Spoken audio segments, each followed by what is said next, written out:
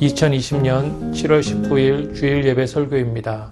오늘은 시편 120편에서 134편을 다룹니다. 다음 주에는 135편에서 150편 마지막 장까지를 다룰 예정이니 주중에 꼭 읽어오시기 바랍니다. 오늘은 시편 133편 3절 말씀, 복을 명하셨나니 곧 영생이로다를 제목으로 하여 설교하겠습니다. 오늘 본문은 장수는 많아도 지난주에 비하면 그 분량이 3분의 2 정도밖에 안 됩니다. 15편의 시편은 모두 제목이 성전에 올라가는 노래라는 것이 특징이 되겠습니다. 그런데 원문에는 성전에라는 말이 없고 그냥 올라가는 노래 또는 상승의 노래로 번역이 됩니다. 어떤 영어 성경에는 계단의 노래 또는 단계의 노래라고 번역하는 성경들도 있습니다. 그렇다면 도대체 어디를 올라간다는 말일까요? 올라간다는 말은 무엇을 뜻할까요? 시온산을 뜻할까요? 아니면 성전을 뜻할까요? 한글 성경에서처럼 성전에 올라간다고 보아도 되지만 15편 중 여러 시편이 성전에 올라가는 것과는 무관하게 보이는 것을 설명할 수가 없게 됩니다. 그렇다면 이 제목을 어떻게 설명할 수 있을까요? 우리가 아는 순례자의 노래, 저 멀리 배는 나의 시온성, 또는 저 높은 곳을 향하여 날마다 나아갑니다라는 찬양을 생각해 보면 이 시편들은 우리가 이 세상에서 나그네 길, 신앙의 순례길을 갈 때 우리가 부르는 노래로 본다면 큰 무리가 없겠습니다. 그러니까 120편에서 134편의 시편들은 한 걸음씩 한 걸음씩 저 천성을 향해 나아가는 순례자의 노래라고 할 수가 있겠습니다. 그러니까 인생은 나그네 길인 것입니다. 이것은 창세기서부터 우리 신앙의 선조들이 말하여 왔던 것입니다. 창세기에 보면 나그네, 이방인, 외국인, 거류인이라는 말이 자주 나옵니다. 창세기 23장 4절에 보면 아브라함은 가나안에서 살고 있는 자신을 나그네요, 거류하는 자로 표현합니다. 창세기 47장 9절에서 야곱은 바로 왕 앞에서 자기 인생에 대해서 말하면서 나그네 길의 세월이 130년이라고 말했습니다. 출애굽기 2장 22절에서는 모세가 아들 게르솜의 이름을 지으면서 내가 타국에서 나그네가 되었다고 말하기도 합니다. 신약에서 히브리서로 가보면 11장 16절에 신자를 땅에서는 외국인과 나그네로 또 본향 찾는 자들로 이렇게 묘사하는 것을 볼 수 있습니다. 이러한 여러 구절에서 우리가 알 수 있는 것은 우리 신앙의 선조들이 이 땅에 사는 이 시간들을 잠시 머물다 가는 나그네의 삶으로 표현했다는 것입니다. 시편 39편 12절을 보면 조상들처럼 떠도나이다 라는 말씀이 있습니다. 신앙의 선조들이 갔던 나그네 길을 우리가 가고 있는 것입니다.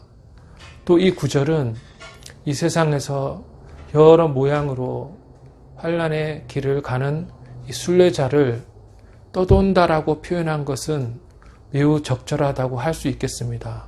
그래서 이런 구절들로 우리가 결론을 내릴 수 있는 것은 이 세상에서의 삶이 본향을 향해 가는 그러한 여정, 나그네 길 혹은 순례자의 길이라는 것입니다.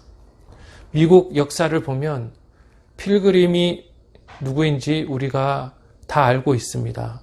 필그림 선조들은 메이플라워 호를 타고 보스턴에 도착한 100명 넘는 청교도들을 일컫는 자들입니다. 그들은 큰 바다를 건너와 이 약속의 땅이라고 생각한 미국으로 순례길을 왔던 것입니다. 이렇게 나그네 길, 순례길은 우리 신자의 신앙 여정 전체를 말합니다.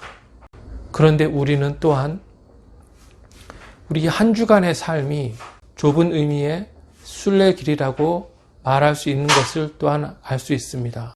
한 주간이 지나 주일날 교회로 가서 예배를 드리고 하나님을 만나고 성도들과 교제하는 것을 기대하면서 일주일 동안 우리의 삶을 산다는 것입니다. 그래서 교회 가서 그 은혜와 기쁨을 누리고 그러한 새롭게 됨을 통해서 다시 일주일 동안 험한 세상에서 살아갈 힘과 용기를 얻게 되는 것입니다. 그래서 성전에 올라가는 노래 또는 상숭의 노래라고 할 수 있는 이 시편들은 우리 신자가 인생의 순례길을 갈 때 일어나는 일들과 그리고 그 목적지가 어떠한 곳인지를 말해주는 시편들이라고 할 수가 있겠습니다. 먼저 순례길에는 어떠한 고난들이 있는지를 세 가지 살펴보겠습니다. 먼저 순례길의 고난에는 시편 120편을 보면 거짓된 입술과 속이는 혀가 있다고 말을 합니다. 세상에서 우리는 거짓에 의해 고난을 받습니다. 세상은 거짓으로 가득 차 있습니다. 한길 사람 속을 모른다라는 한국의 속담은 한 사람의 거짓말을 다른 사람이 알 도리가 없다는 것을 뜻합니다. 요한복음 8장 44절을 보면 너희는 너희 아비 마귀에게서 났나니 그는 거짓말장이요 거짓의 아비라 라고 예수님이 사탄에 대해서 사탄의 자식들에 대해서 맹공격을 퍼부으시는 것을 볼 수 있습니다. 모든 거짓과 유혹은 마귀에게서 옵니다. 그래서 마귀의 지배를 받는 이 세상은 거짓으로 작동하고 있는 것입니다. 참된 신자는 거짓말을 하더라도 양심에 큰 찔림을 받고 또 거짓에 속지 않는 것이 참된 신자입니다. 아무 거리낌 없이 양심의 가책 없이 거짓말을 한다면 하나님의 자녀라고 할 수가 없을 것입니다. 두 번째 순례길의 고난은 시편 113편에 나와 있습니다. 거기 보면 심한 멸시라고 되어 있습니다. 심한 멸시라고 말해놓고 그것을 두 가지로 나누었는데 안일한 자의 조소와 교만한 자의 멸시라고 4절에 되어 있습니다. 안일하다는 것은 일을 하지 않고 게으른 자들이라고 할 수 있습니다. 신자는 부지런하고 열심히 사는 사람들입니다.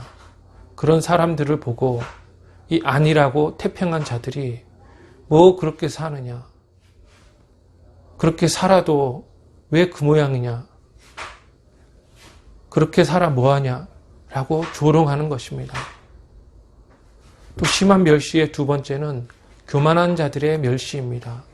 잘 사는 사람들이 높은 데서 낮은 자를 내려다보듯이 깔보듯이 그렇게 멸시하는 것입니다. 자기보다 조금만 못하면 세상에 찍기로 보고 자기보다 조금만 잘나면 온갖 아부를 다 하는 것이 이 세상인 것입니다. 신자라면 자기보다 나은 사람도 하나님의 형상으로 대접하고 자기보다 못한 사람은 더 불쌍히 여기는 마음을 갖는 것이 신자인데 세상은 그렇게 작동하지 않는 것입니다. 제가 주위에서 교회를 왜 안 다니냐고 교회 다니라고 하면 그런데 안 가요 라고 말을 하는데 그런 류의 말을 들을 때마다 마음이 심히 불편하고 안타까운 마음이 들었습니다. 그런데 안 가요 라는 말에는 마치 거기 다니는 사람들이 얼빠진 사람들인 정신 나간 사람들인 양 그렇게 간주하는 그러한 마음의 태도를 우리가 읽을 수 있는 것입니다.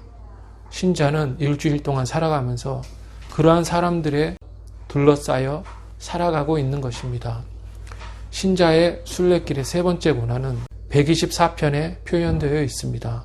그것은 바로 죽음의 위협입니다. 124편 2절에 보면 사람들이 우리를 치러 일어날 때에 라고 말합니다. 악인들은 기회만 있으면 이 신자들뿐 아니라 교회를 허물려고 그렇게 노력하는 자들입니다. 개인적으로도 그러하고 공동체적으로도 그러하다는 것입니다. 그래서 129편을 보면 2절에서 내가 어릴 때부터 여러 번 나를 괴롭혔으나 이렇게 말씀합니다. 옛적부터 애굽이 이스라엘을 그렇게 괴롭혔음을 말씀하고 있는 것이며 3절에 보면 밭가는 자들이 내 등을 갈아 고랑을 길게 지었도다라고 말씀하는데 이것은 쟁기로 등을 갈아서 고통과 피를 흘리게 한다는 것입니다. 이스라엘의 역사가 이러했습니다. 다윗은 괜히 전쟁하지 않았습니다. 이웃 나라들이 시비를 걸고 전쟁을 걸어왔음을 암몬과의 전쟁에서 우리는 알 수가 있습니다. 암몬의 왕이 바뀌었고 다윗은 사신을 보내서 축하하려 했습니다. 그러나 그 암몬 왕은 첩자를 보냈다고 그들을 욕보이고 쫓아보내서 전쟁이 일어났던 것입니다. 기회만 되면 세상은 하나님 나라와 교회와 싸우려고 그렇게 안달을 하는 것입니다. 신자와 교회에 대한 공격은 수만 명의 사람들이 매년 신앙 때문에 순교한다는 것을 보면 알 수가 있습니다. 이렇게 하나님의 백성은 순례길을 갈 때 속이는 혀와 조소와 멸시 그리고 죽음의 위협 앞에 항상 놓여 있지만 하나님은 자기 백성을 돌보시고 보호하십니다. 125편 2절에 보면 산들이 예루살렘을 두름과 같이 여호와께서 그의 백성을 지금부터 영원까지 두르시리로다 라고 말씀합니다. 하나님은 자기 자녀를 자기 백성을 보호하시는 분이십니다. 옛날부터 그랬고 이 세상 끝까지 그러하실 하나님이십니다. 아무리 순례길이 험하고 또 무서워도 하나님은 우리를 지키시니 우리는 하나님을 믿고 가기만 하면 되는 것입니다. 하나님은 우리를 돌보실 뿐 아니라 우리에게 또한 자유함을 주십니다. 124편 7절을 보면 사냥꾼의 올무에서 벗어난 새같이 되었나니 라고 말씀합니다. 성경에서 새는 흔히 연약하고 비천한 존재로 여겨지는 존재입니다. 하나님은 신자들이 이렇게 세상에서 죽음의 공포에 노예로 살아가는 것을 원치 않으십니다. 우리가 그토록 어렵고 힘든 상황을 거쳐도 하나님은 우리 안에 평안과 자유함을 주시는 것입니다. 물론 성경은 자유에 대해서 항상 조심스럽게 말을 합니다. 우리 인간은 자기 위주로 해석하는 경향이 있어서 자유를 방종으로 삼는 경우가 많기 때문입니다. 하지만 이 성경이 말하는 자유함은 매우 적절한 것입니다. 우리는 이 땅에서 공포의 노예로 살아가는 존재가 아닌 것입니다. 올무에서 벗어난 새라는 말은 우리가 모든 속박에서 벗어났다는 의미가 아니라 속이는 혀와 조롱과 멸시, 죽음의 위협이 없는 게 아니고 그런 것들이 있지만 그 안에서도 하나님을 바라보고 또 교회를 바라봄으로 인해 자유함이 있다는 뜻인 것입니다. 그리고 하나님은 순례길을 가는 우리에게 두 가지 중요한 제도를 주셔서 우리와 함께 하시는 것입니다. 첫째는 가정이고 둘째는 교회라는 제도입니다. 주중에는 가정에서 안식을 얻고 주일에는 교회에서 하나님을 만나고 성도와 교제함으로 기쁨을 누리는 것입니다. 그래서 이 순례길의 기쁨이라는 것은 가정과 교회 때문에 오는 것입니다. 첫째로는 가정인데 127편과 128편에 나와 있습니다. 127편은 집과 도성에 대해 우리에게 말하고 있습니다. 1절을 보면 여호와께서 집을 세우지 아니하시면 세우는 자의 수고가 헛되고 여호와께서 성을 지키지 아니하시면 파수꾼의 수고가 헛되다라고 이렇게 말을 하는 구절입니다. 그런데 여기서 우리가 주의해야 할 것은 이 구절이 건축자와 파수꾼에 대해 말하지 않고 있다는 것입니다. 오히려 집과 사회, 또 가정과 이 사회를 뜻한다는 것이죠. 가정이 있어야 사회가 있고 사회가 있어야 가정이 일반 은총적으로 보호를 받는 것입니다. 3절에서는 자식들은 여호와의 기업이요 태의 열매는 그의 상급이로다 라고 말씀합니다. 자식은 하나님이 주시는 복인 것입니다. 128편 3절은 내 아내는 결실한 포도나무 같다고 말합니다. 아내는 아름답고 귀한 존재인 것입니다. 이렇게 자식이 있고 또 아내가 있는 이 가정은 하나님이 모든 인간에게 선물로 주신 것입니다. 이를 통해 하나님이 하늘 축복이 하늘에서 이 땅으로 흘러나오는 그 통로가 되게 하신 것입니다. 가정이 잘 서 있는 이러한 사회는 건강한 사회인 것입니다. 127편 5절을 보면 그들이 성문에서 원수와 담판할 때, 여기서 그들은 자식들을 말합니다. 그들이 성문에서 원수와 담판할 때 수치를 당하지 아니한다고 말씀합니다. 지혜로운 자식들이 많은 사회는 어떠한 원수와 대적해도 쓰러지지 않고 번성할 것이라는 것입니다. 둘째로 하나님이 순례자들에게 주신 기쁨은 성전, 곧 교회인 것입니다.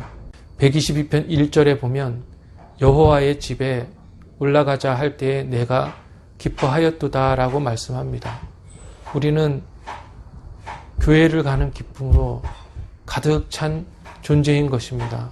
세상에서 속이는 혀와 조소와 멸시, 죽음의 위협 앞에 있지만 그러한 가운데서도 우리가 며칠만 지나면 우리가 또 교회 가서 하나님을 만나고 또 내가 사랑하는 성도들을 만난다는 그 기쁨으로 우리 하루하루의 삶을 산다는 것입니다.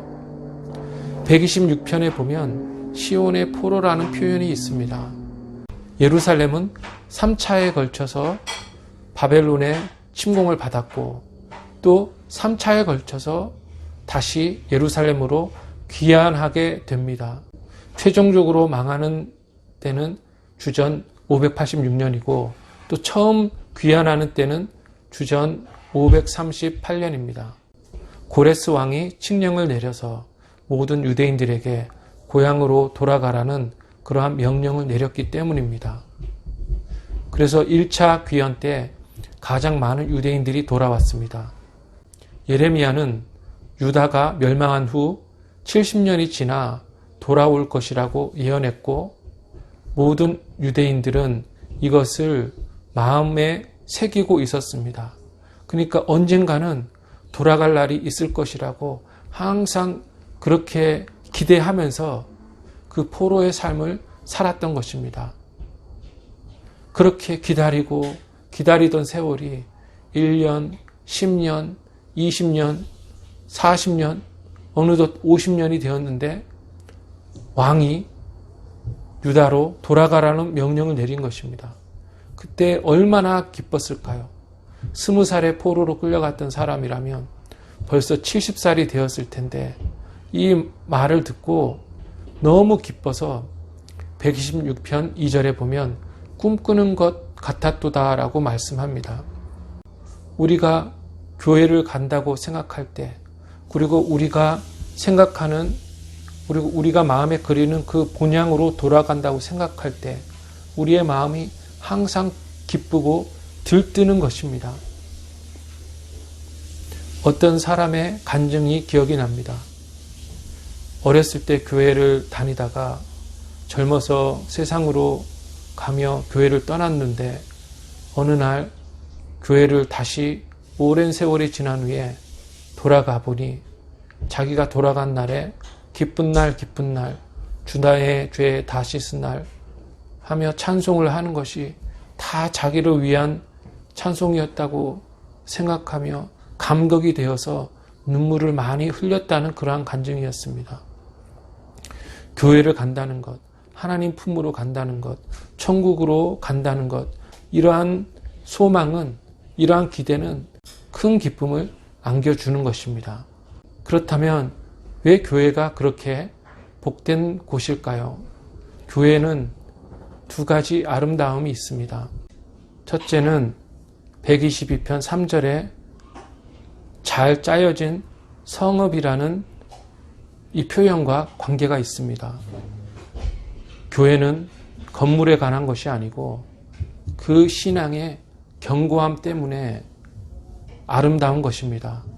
기독교 신앙은 몇천 년이 지나도 변하지 않고 하나님의 말씀이 규정한 그대로 잘 짜여진 체계로 존재하고 남아있는 것입니다.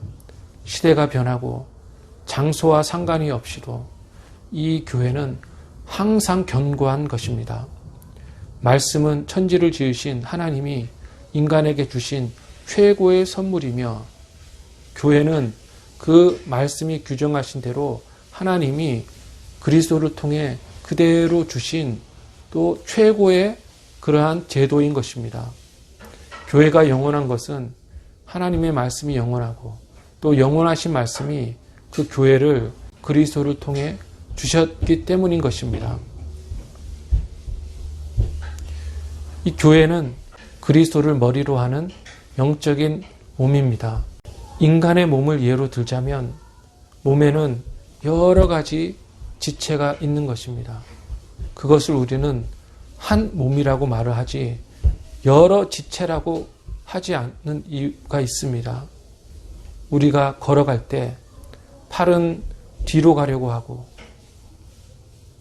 다리는 옆으로 가려고 하고 몸체는 앞으로 가려고 하는 그러한 우스꽝스러운 적이 없습니다. 몸은 방향이 정해지면 모든 지체가 그 방향으로 나아가는 것이죠. 그것을 바로 연합이라고 말하고 연합이라는 말보다 저는 하나됨, 하나임이라는 말을 더 선호합니다. 영어로는 unity라는 말인데 하나가 되었다는 말입니다. 2002년 월드컵 때를 생각해 보면 한 선수가 골을 넣고 그래서 어느 경기를 이기면 온 나라가 한 마음으로 또 일어나서 환호를 치고 기뻐하던 모습을 우리가 생각해 보면 지금도 소름이 끼칩니다. 일본 동경 올림픽 때는 몇만 명이 베토벤의 합창 교향곡을 불렀던 것을 우리가 기억합니다. 그렇게 많은 사람들이 한 목소리로 한 음악을 만드는 것이죠. 그런 때 우리는 큰 감동을 받고 또 기쁨을 누리는 것입니다. 많은 그러한 파트와 부분이 있지만 하나인 것은 이렇게 설명될 수가 있는 것이죠. 이 하나됨에 아름다움이 있고 또한 큰 감동과 기쁨이 있는 것입니다. 이 영적인 몸에 하나님이 복을 주시고 그리고 함께 하시는 것입니다. 서로 갈라지고 서로 비난하는 그러한 곳에서는 아무런 하나님의 능력도 은혜도 나타나지 않는 것입니다. 이 그리스도의 몸을 세우기 위해서 하나님은 특별한 사람들을 세우셔서 그의 지혜와 능력을 주십니다. 132편을 보면 하나님이 택하셔서 기름 부음 받은 자들이 몇 명 언급됩니다. 하나님의 이 기름 부음이라는 것은 하나님의 영이 특별히 함께 한다는 뜻입니다. 그중 하나가 다윗 같은 왕이었고 제사장이나 선지자가 그러했던 것입니다. 아론 같은 대제사장은 왕이나 선지자와 달랐습니다. 왕이나 선지자는 조그만 양의 기름을 머리에 바르거나 그렇게 하면 되었었는데 아론 같은 경우는 그렇지 않았습니다. 관유를 만들어야 했고 관유는 몰약, 육개, 창포, 계피, 감람류 5가지를 각각 5리터에서 10리터씩 섞어서 20-30리터의 관유를 만들어야 했습니다. 그러한 많은 양의 관유를 머리서부터 발끝까지 기름 부음을 받은 자들이 대제사장입니다. 그런데 이것과 성도의 하나됨과는 관계가 있습니다. 133편을 보면 형제가 연합하여 동거함이 선하고 아름답다고 말을 합니다. 여기서 중요한 단어는 하나됨이라는 이 연합입니다. 이 하나됨은 2가지와 비교가 됩니다. 하나는 아론에게 부어진 관유가 온몸으로 흘러내린다는 것이고, 두 번째는 헐몬산의 이슬이 시온에 내린다는 그러한 묘사입니다. 이 아론에게 부어진 엄청난 양의 이 관유는 머리서부터 이 어깨, 수염, 그리고 옷자락, 발끝까지 아론을 흠뻑 젖게 하였습니다. 부분, 구석구석, 안 젖은 곳이 없는 그러한 기름으로 완전히 덮여진 모습을 말을 하는 것입니다. 두 번째는 헐몬산의 이슬에 관한 것입니다. 헐몬산은 갈릴리에서 북쪽으로 몇십 킬로 가면 있는 산인데 그 높이가 2800m로 매우 크고 높은 산입니다. 이에 반해서 시온산은 높이 750m의 작은 산입니다. 산이라고 하기엔 너무 작고 언덕이라고 하기엔 그 높은 산인 것입니다. 그런데 헐몬산에는 이 여름에 얼마만 빼고 항상 눈이 하얀 만년설이 덮여 있는 그러한 산입니다. 눈이 없을 때에도 이슬이 많이 맺혀서 그 이슬이 시내를 이루고 강을 이루어 갈릴리 호수까지 많은 물을 공급하는 것이죠. 그래서 요단강으로 흘러 이스라엘 많은 지역에 소중한 물을 공급하는 그러한 것이 바로 헐몬산의 이슬입니다. 헐몬산을 가득 채우는 이러한 이슬과 눈이 이 조그만 시온산에 덮이면 완전히 덮을 수 있는 엄청난 양의 그러한 이슬과 눈이 되는 것이죠. 그러니까 아론의 몸을 완전히 덮은 이 기름처럼, 시온산을 완전히 덮은 이 이슬처럼 그 하나님의 영이 이 성도들 위에 온전하게 충만하게 역사하신다는 것입니다. 하나님이 성도들의 하나됨 안에 완전히 역사하시는 것이 바로 영생이라는 것입니다. 그래서 우리는 기뻐하고 즐거워하는 것입니다. 한 하나님을 섬기고 또 그 안에서 서로 교제하는 기쁨 가운데 하나님이 하나님의 영을 부어주셔서 우리에게 충만하게 거하시고 그래서 영생을 주시는 것, 이것이 바로 성도의 하나됨, 그리고 교회가 하나님으로부터 받는 복인 것입니다. 134편을 보면 성전에서의 일은 찬양인 것을 알 수가 있습니다.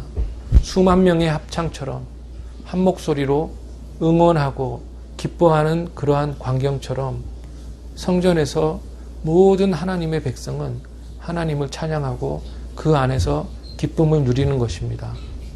134편에서 찬양하는 자는 레위인입니다. 구약에서는 레위인만 찬양할 수 있었습니다. 그러나 천국에서는 모든 사람이 레위인인 것입니다. 모든 사람이 하나님을 찬양하고 또 성도와 교제하는 가운데 큰 기쁨을 영원히 누리는 것입니다. 이제 말씀을 맺겠습니다. 성도는 저 높은 곳을 향하여 날마다 나아가는 순례자인 것입니다. 그러한 순례자의 길에는 속이는 혀와 조소와 멸시 그리고 죽음의 위협이 항상 있습니다. 그러나 하나님은 그를 돌보시고 보호하시는 분이시며 죽음의 위협 가운데서도 공포의 노예가 되지 않고 자유함을 주시는 분이십니다. 또한 하나님은 그러한 순례길에 가정과 교회라는 제도를 주셔서 날마다 기쁨을 누리고 안식을 누리게 하시는 것입니다. 주일날 교회 가서 하나님을 만나고 성도들을 만나는 기쁨을 우리에게 주시는 것입니다. 그러나 이러한 일주일의 삶은 우리 신자가 마지막 날에 천국에서 누릴 기쁨을 바라보게 하는 것입니다. 마치 시온의 포로들이 수십 년간의 그 포로 생활 중에도 유대로 돌아가기를 바랬던 것처럼 우리도 그러한 본향을 향해 나아가는 자들이라는 것입니다. 그 천국에서 우리는 모든 하나님의 백성과 하나가 되어 하나님을 찬양하고 영원한 기쁨 가운데 있을 것인데 우리는 이 세상 길을 가면서 그 천국을 바라보며 가는 자들이라는 순례자인 것입니다. 오는 한 주간도 험한 세상에서 순례길을 가지만 교회와 천국을 소망하고 사모함으로 악을 이기고 승리하는 한 주가 되기를 주님의 이름으로 축원합니다.